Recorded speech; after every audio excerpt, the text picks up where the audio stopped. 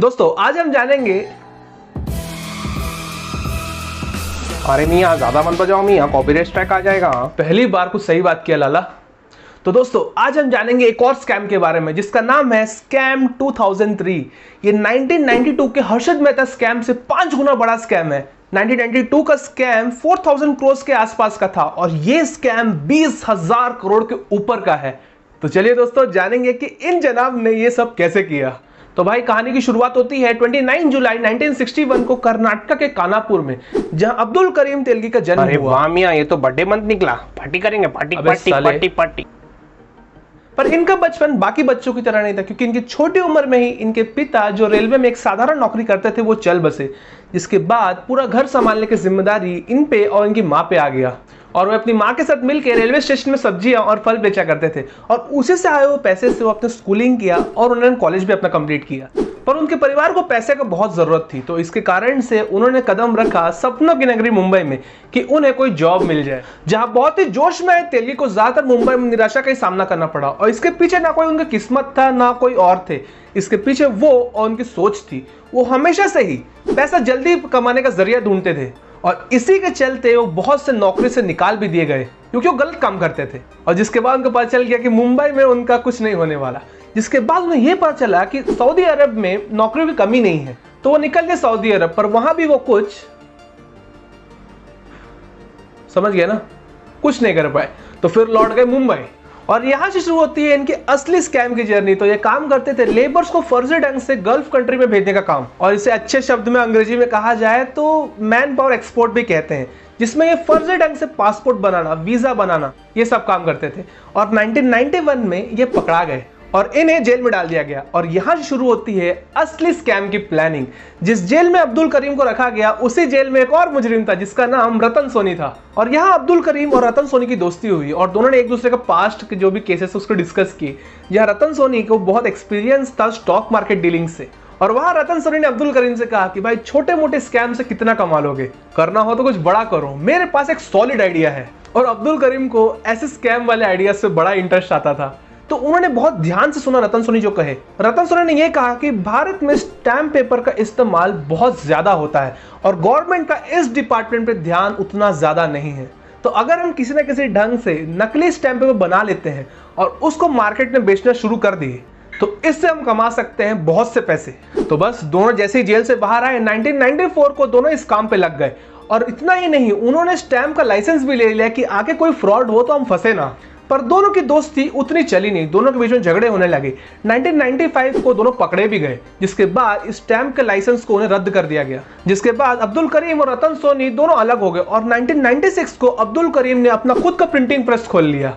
पर अब्दुल करीम को पता था अगर इतना बड़ा स्कैम करना है तो उनको गवर्नमेंट ऑफिशियल्स का भी सपोर्ट चाहिए और पॉलिटिशियंस का भी सपोर्ट चाहिए। तो अब्दुल करीम ने गवर्नमेंट ऑफिशियल्स और पॉलिटिशियंस को अच्छा खासा पैसा खिलाया। बट अब्दुल करीम के पास उतने अच्छे प्रिंटिंग मशीन्स नहीं थे जो एग्जैक्ट गवर्नमेंट के स्टैम्प पेपर से मैच होता हो। तो जो यहाँ इसके बाद जो अब्दुल करीम ने किया वो बहुत हाईलाइट है, इसको ध्यान से सुनिएगा। उन्होंने गवर्नमेंट के स्टैम्प प्रिंटिंग कर्मचारियों को पैसा खिलाया और उन गवर्नमेंट के स्टैम्प प्रिंटिंग मशीन्स को आउटडेटेड कहने को कहा।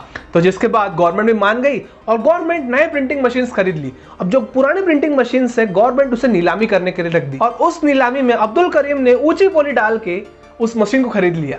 तो अब अब्दुल करीम के पास सब कुछ था। और असली स्टैम्प पेपर और नकली स्टैम्प पेपर सिर्फ इतना ही फर्क था कि असली स्टैम्प पेपर गवर्नमेंट ऑफिस में प्रिंट होता था और नकली stamp paper Abdul Karim print करता था। तो इतना ही फर्क था, ओरिजिनलिटी सेम थी क्योंकि सेम मशीन था।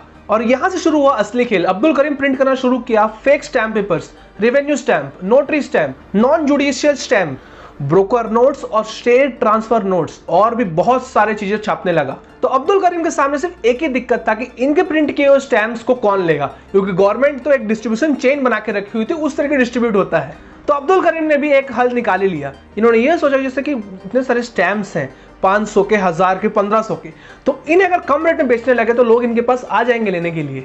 और लिटरली में वैसा ही हुआ। और एक टाइम कर्नाटका में ऐसा आया कि गवर्नमेंट के स्टैम्प्स का डिमांड इतना कम हो गया, क्योंकि वो जो भी थे 500 में, तो 500 में लेना पड़ेगा उनको तो, बट इनके स्टैम्प सस्ते मिलने लगे। तो लोग पूरा इन्हीं के स्टैम्प्स खरीदने लगे। उसके बाद गवर्नमेंट को बहुत लॉस भी हुआ इस चक्कर में, और अब्दुल करीम अपने स्टैम्प्स को तबे से प्रिंट करने लगा और देखते ही देखते पूरे इंडिया में उसके स्टैम्प्स फैल गए। पर वो कहते हैं ना, जो जितना जल्दी ऊपर जाता है वो उतना ही तेजी से नीचे भी गिरता है। तो ऐसे ही हुआ अब्दुल करीम के साथ भी। 2001 में अब्दुल करीम की 2 गाड़ियां पकड़ी गई जिसमें कि फेक स्टैम्प्स थे, और जब उन गाड़ी चलाने वाले ड्राइवर से पूछताछ किया गया सॉलिड तरीके से, तो नाम बाहर आया अब्दुल करीम का, और जिसके बाद कह सकते हैं कि अब्दुल करीम का डाउनफॉल शुरू हो गया। 2 साल की इन्वेस्टिगेशन के बाद गवर्नमेंट को यह पता चला कि गवर्नमेंट को 20,000 करोड़ का चूना लग चुका है, और जिसके बाद कोर्ट ने 250 करोड़ से ऊपर का जुर्माना लगाया अब्दुल करीम के ऊपर।